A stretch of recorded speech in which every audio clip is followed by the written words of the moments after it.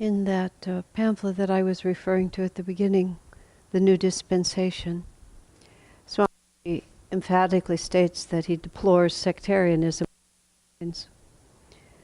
and partly that reluctance to try to speak of one path as superior to another sometimes inhibits, one's that feel like true statements. Am I still clicking in and out a little bit? So it has to do with the box, not the wire. Okay, the best we can do.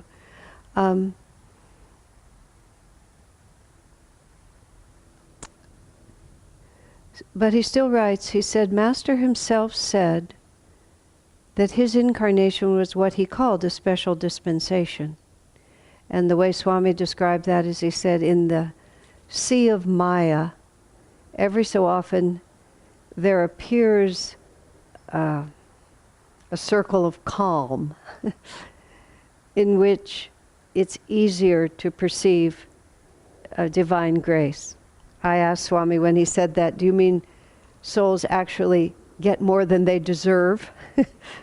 And he said, well, in a sense, yes. But of course, that he was joking. It's sort of hard to even put your mind around what that might really mean. But what Swami was trying to put across is that many powerful forces have come together through this particular line of masters. Not in any way to make them superior, or it's not a competition. When you're dealing with infinity, there's no way everybody gets a gold medal. It's all the same, right? But from the point of view of the devotee, what Swamiji was really trying to get us to understand is to expand our own understanding and our receptivity to be able to embrace what's being offered to us. And even the mere fact that it's a line of masters instead of a single guru has a picture for us. And this picture is related to the fact that we're in a transition between yugas. And we're in an ascending transition instead of a descending transition. Rama came at a transition between the yugas. Krishna came at a transition between the yugas. Jesus was in the middle of Kali Yuga going down. And both of them helped the transition, but it was a transition in which things became narrower and more materialistic and more limited rather than expanded.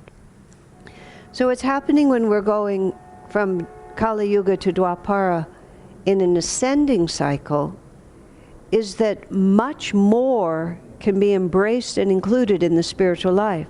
Whereas at the end, after Jesus died, his disciples went off into isolated monasteries. They went off to meditate in caves. They went off to be desert fathers. There was no way that they could take what they had received from Jesus and bring it out to the world, because the world was going into a narrower and darker and a less receptive period. Where we are is that we're coming out of that. We have come out of that, and we're going to an ever expanded, ever more inclusive period. So you go from Babaji to Lahiri. Babaji lives alone in the Himalayas, this life that we can't even imagine. Lahiri was a government accountant for 25 years in Varanasi. He was married when he was 18. He had at least the 2 sons. Sometimes you hear that there were more children, but at least you hear about him having 2 sons. I believe at the age of 24 or 23, he began to work as an accountant. And I think it was about 25 years that he worked as an accountant. During which time he also did small civic duties like, help start a school and help with this thing and that thing. And he was raising his children. He was taking care of his wife. He was living in his little house in Varanasi. I say his little house because I've been there. It's a small house. What can you say? In a little courtyard, a couple of stories. You hear about the balcony where Lahiri Mahasaya expounded the Bhagavad Gita. The balcony, as Swami pointed out, it's about as big as one of these. Like maybe 8 or 9 people could gather there. You think this world-changing avatar who brought Kriya Yoga out of the Himalayas back to modern times, we have this picture of what he was like. It's hard to imagine a more humble existence from the outside that this man lived, or a more from the outside ordinary one. You know, he just did his householder duty. Now, when he met Babaji in the Himalayas, he was already well established as a householder. And Babaji made it clear to him, here's your blanket from your past life, here's your water jug, I've kept all these things polished and ready for you. I mean, what was Lahiri to think except, you know, that life, which must have seemed extraordinarily distant, of the wife and the children and the office. He just must have assumed it was gone. But in fact, it was just the opposite. That was the life. That was how he was supposed to show us that we're supposed to live. So what the example is set for all of us is that there is no form. There is no one way that this life is supposed to be lived. There's no right, there's no wrong. There's just every choice that's open is open to us, and it has been exemplified for us. You know, Sri Yukteswar was also married. He also raised a daughter. And he didn't become a Swami until his daughter was safely married and he had become a widower. You know, just like we don't think about that period of time, but it was there. This is the life that looks just like ours. But we can't at the same time forget about Babaji, because Babaji is also showing us what is possible, and Lahiri is showing us more likely what we ourselves are doing. But the other side of Lahiri's life was the last 9 years of his life after he retired from his 25 years of being a government accountant, after he had worked out sufficiently the karma of his wife that she awoke to his spiritual greatness. After that, after he initiated her, it said he never slept in the same room with his wife again. And then there's kind of like a footnote. In fact, he never slept after that. He just went downstairs to the living room, which is also a very small little living room there. And he just sat there and meditated. And that's all he did after that. He'd fulfilled this whole Leela is the only word for it, this divine play of being a great soul in the midst of ordinary life. So that all of us will not use our ordinary lives as a reason why we can't be great souls. Because you see, that's the great temptation. If only, then I would. If I didn't have to deal with this, then I would. If only things were different, then I would be different. And how can this, such a mundane life, also be a divine one? Well, how can it not? But what Lahiri really also showed us, you see, was inward consciousness. And he kept many diaries about the inner life which have not yet been really published. I think they're like for another age, where he just did all the experiment, there's some of them that we've seen. He did all the experiments possible that you can do. I mean, he explored the cosmos through meditation. Master writes some letters to Rajasi, whose service to Master's work was to just meditate and be in samadhi. Master made suggestions about various things Rajasi could try, you know, in the world of meditation. And that's what Lahiri Mahasaya did. For 9 years he sat there and simply meditated. He often didn't talk. And his disciples just came into his presence, would meditate with him. Sometimes he talked to them a little. Sometimes they just take his darshan and then go away. Day or night, yogis would come from the Himalayas. And there was no organization. There was no publicity. It was just as the Kriya flower emanating its perfume. He was the epitome of consciousness is everything.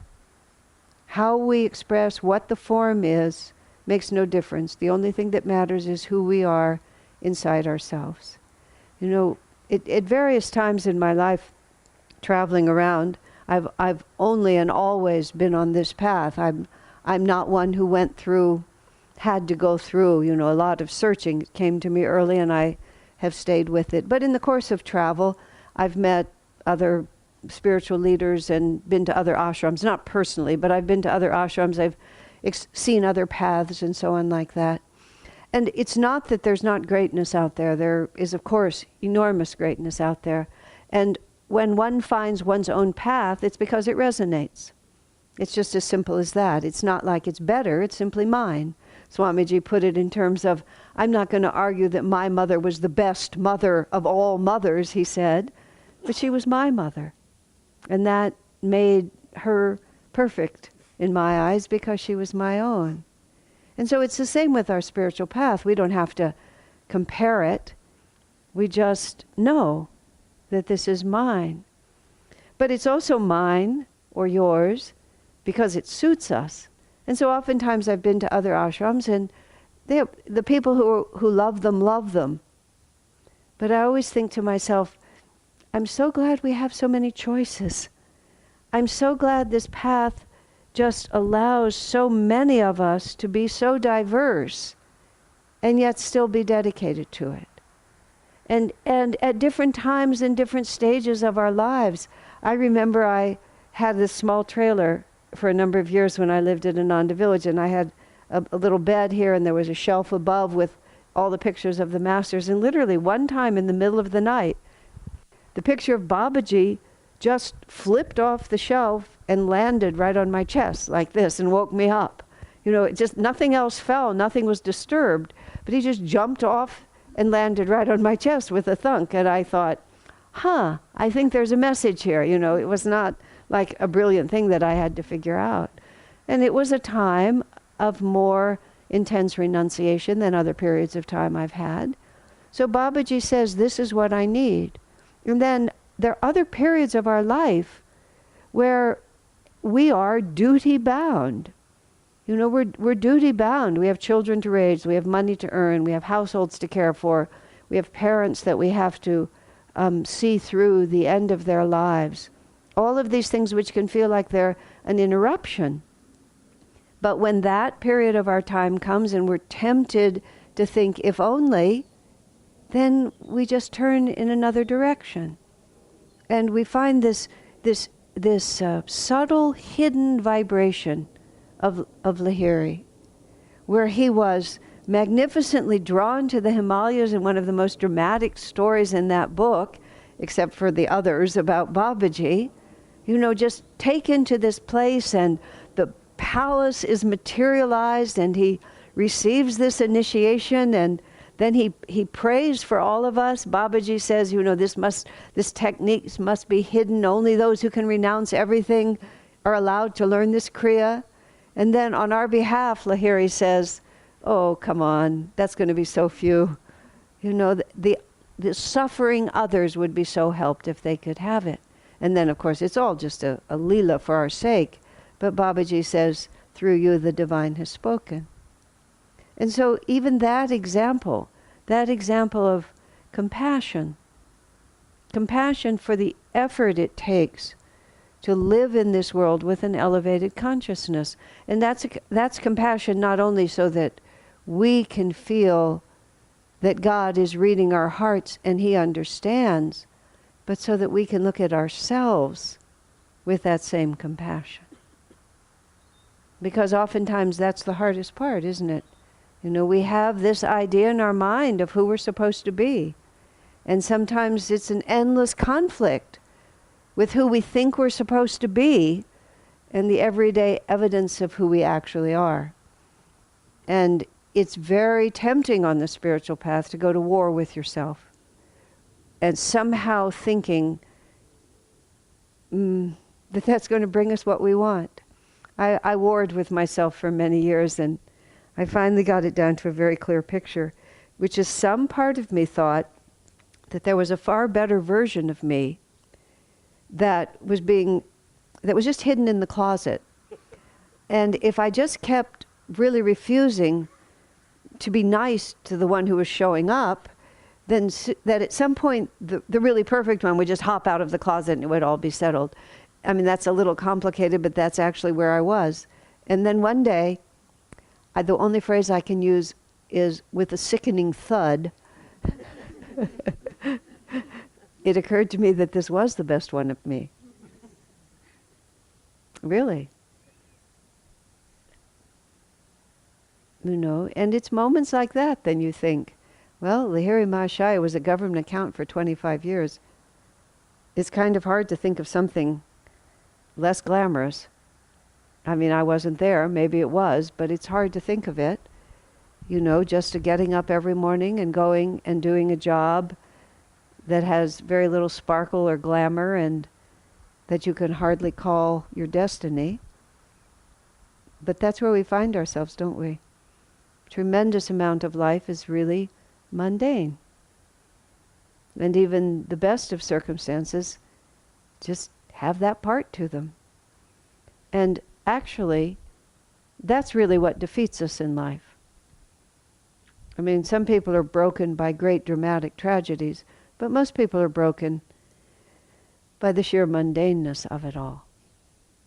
And that is a much bigger challenge to master, which is to realize that God is not going to be present any more later than he already is right now. I have this other theory. This is the gospel according to Asha. I always have to make clear that this is not necessarily Master's teachings. That we're born with a certain momentum. You can call it the momentum of youth if you want to. I call it that we're like a soccer ball and God does a drop kick when we're born. He just drops the ball on his foot and he gives it a big whack. And then we're just kids, we run, we're teenagers, we're 20, we have all this enthusiasm, we think something's going to happen. Then whatever point we get on the spiritual path and we just think, I thought it was about 5 years to samadhi. Don't ask me where that number came from, but that's what I thought it was. Fortunately, by the time 5 years had passed, I had forgotten. But nonetheless, but there was a point, and I really remember it, actually, when I realized that the automatic momentum had stopped. And if I was going to stay vibrant and happy on the spiritual path, from then on it would be an act of will. And I remember just realizing, oh, this is why people reincarnate over and over again. Because there's a certain point where just put one foot in front of the other, do the practice, keep your consciousness on God, have faith, and by will and devotion, you just keep believing and keep going. And I don't find Babaji a lot of help at that point, but I think about Lahiri Mahasaya, and I think of that government office, and I think about the example of being able to never forget God, no matter how simple and unexciting the environment is, no matter how little our particular role in is. Most of us are really unimportant, and that's the hardest part. I've seen others and myself, if I can't be the best, at least I'll be the worst. At least I will stand out. Whereas most of us, and my favorite word is, we're just kind of mediocre. We just kind of hang in the middle. We're neither Master's best disciple nor his worst. We're just one of those who are persevering. But then there's the other side of it, which is, not a sparrow, not a grain of sand is without the sight, outside the sight of God. And Babaji tells Lahiri that he watched him in his youth. Babaji said, I never lost sight of you. And Lahiri was a little child, and of course he was a great soul from the beginning. He meditated out in the sun, and he buried his little body in the sand and meditated in the sand. And Babaji talked about, I was always watching you. But we think that Babaji is only watching Lahiri. But Babaji is watching every one of us.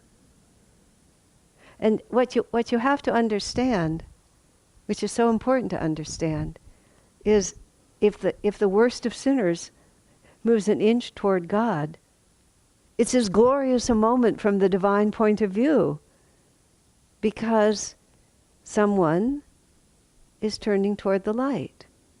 And we're all equal in the eyes of God. Swamiji added that into the Festival of Light. It's not just Krishna and Babaji and great saints everywhere, But it's the worst of sinners. Those who have sinned most greatly were all equally loved by God and equally cheered by God. One of my favorite near-death experiences is whoever he was, and I don't know who he was. He died, and he went into his life review. Of course, he came back, but he went into his life review. His life review took place on the field of a huge stadium with tens of thousands of people in it, all light beings, and there he was having his life review, and they were all cheering for him. I mean, don't you just love that? And he was, I don't know who he was, but he was just some ordinary guy. I mean, ordinary from the world's point of view, but there was an entire stadium of light beings who were cheering for him to make it. You know, and making it was what? You know, just being a little nicer than he was, a little more God-centered than he was. He wasn't going to change the course of history, but he was changing his destiny, and he was changing the world by turning to the light. Now, of course, Lahiri was an avatar. He did sit for 9 years without sleeping in a constant state of samadhi, and he did bury his little body in the sand and meditate for hours under the hot sun, and he was called to the Himalayas, and Babaji materialized a palace, so he's not your ordinary guy. There's no question about that. But the life he lived looked just like ours, to a very large extent. And God is just as much eager for us to have our little tiny victories in our little government accounting office as he was celebrating the life of Lahiri. You know, the Curé d'Ars in France, this is the famous phrase that Swami always says, if you knew how much God loves you, you would die for joy. That's really something to think about, isn't it? I mean, that's the whole battle. The whole battle is to believe that. That's what Lahiri did. He just sat there and radiated the perfect love of the divine. He just, in silence, would sit there, and you would walk into his presence, and you would believe that. So that's what we need to do. We need to walk into his presence, and we have to simply believe that we are loved by God.